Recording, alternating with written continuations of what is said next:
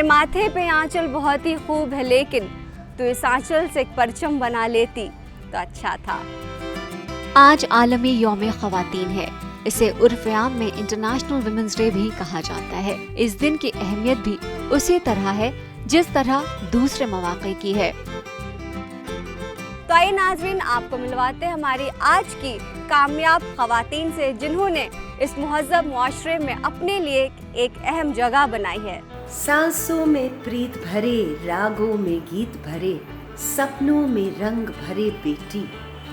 लक्ष्मी का दीप जले, आरती का शंख बजे, जिस घर में वास करे बेटी।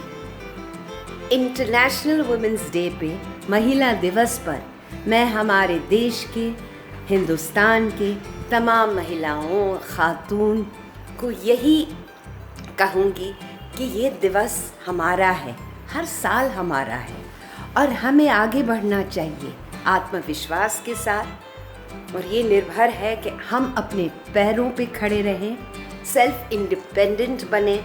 नमस्कार दोस्तों, मैं प्रीता आहूजा, प्रगति इंडिया की प्रेसिडेंट, आज आप सबको अंतर्राष्ट्रीय महिला दिवस के उपलक्ष्य में 100 बार बधाई देती हूँ।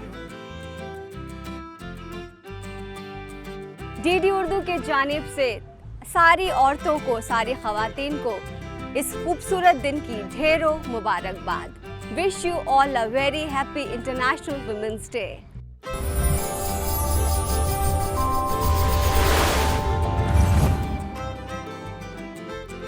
डीडी उर्दू, खुशबू हिंदुस्तान की।